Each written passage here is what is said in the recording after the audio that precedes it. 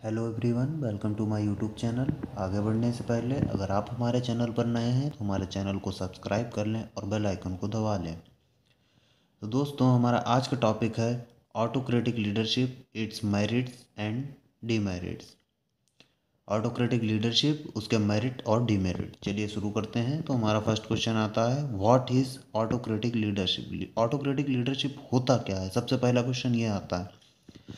तो उसका आंसर देखिए, autocratic leadership is a type of leadership in which one person controls all the decisions। ये वो leadership है जिसमें सारे डिसीजंस जो है वो एक ही पर्सन कंट्रोल करता है, जो कि है लीडर। लीडर ही सब कंट्रोल करता है। Like policies and procedures decide that what goal are to be achieved, कि क्या पॉलिसी बनेगी, क्या प्रोसीजर होगा, कौन से गोल अचीव किए जाएंगे। And directs and control all activities, सारी एक्टिविटीज़ को डायरेक्ट करता है और उसे कंट्रोल करता है।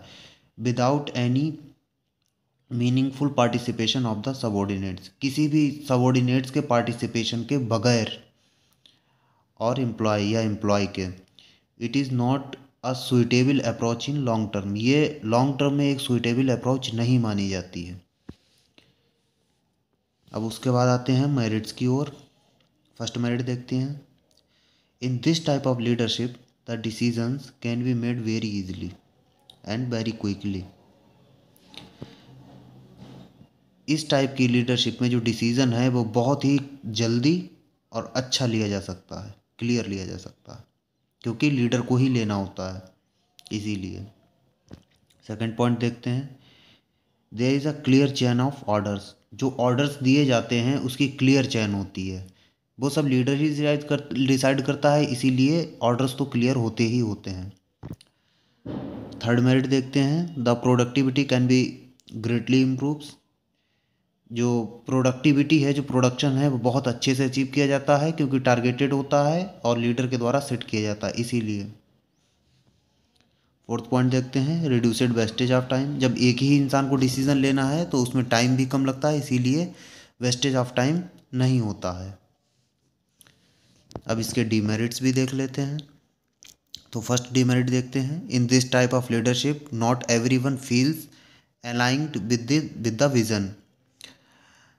सही बात है, क्योंकि इस टाइप की जो लीडरशिप होती है इससे हर कोई खुश नहीं होता है, क्योंकि एम्प्लॉयज़ जो होते हैं उन्हें भी थोड़ा चांस मिलना चाहिए अपने आप को प्रूव करने का, या बताने का कि हम क्या कर सकते हैं, इसीलिए।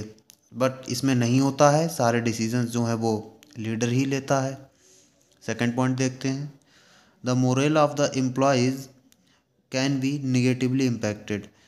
जब उनको कोई चांस नहीं मिलता है तो जो उनका मोरल है वो मोटिवेट नहीं होते, डिमोटिवेट होते हैं, तो वो निगेटिवली इम्पैक्ट पड़ता है ऑर्गेनाइजेशन पर भी और उसके जो एम्प्लॉय हैं उसके मोरल पर भी। थर्ड डिमेरिट देख लेते हैं, it creates a system of dependence. The employees feel that it is crucial to create leaders at all level. ये एक डिपेंडेंस का सिस्टम बना देता है, और जो एम्प्लॉयज़ हैं या जो वर्कर्स हैं उनको लगता है कि बगैर लीडर के काम हो ही नहीं सकता है, क्योंकि सारे डिसीजन तो लीडर को ही लेने हैं, तो बगैर लीडर के काम कैसे चलेगा। तो फोर्थ पॉइंट की ओर बढ़ते हैं, जो है full use of subordinates and their creative ideas are not utilized. अब जो सबॉर्डिनेट्स हैं उनका फुल यूज़ नहीं हो पाता है इस सिस्टम में, और जो उनके क्रिएटिव आइडियाज़ हैं वो उनके अंदर ही दबे रह जाते हैं। वो ना तो कभी बोल पाते हैं, ना वो आइडियाज़ को प्रेजेंट कर पाते हैं, क्योंकि सब तो डिसीज़न जो है वो लीडर को ही लेना है, इसीलिए जो उनके आइडियाज़ का यूटिलाइजेशन नहीं हो पाता है। उसके बाद आता है fifth point, subordinates try to evade from responsibility. जो सबॉर्डिनेट हैं, जो एम्प्लॉयज़ हैं, वो रिस्पॉन्सिबिलिटी से भागते हैं।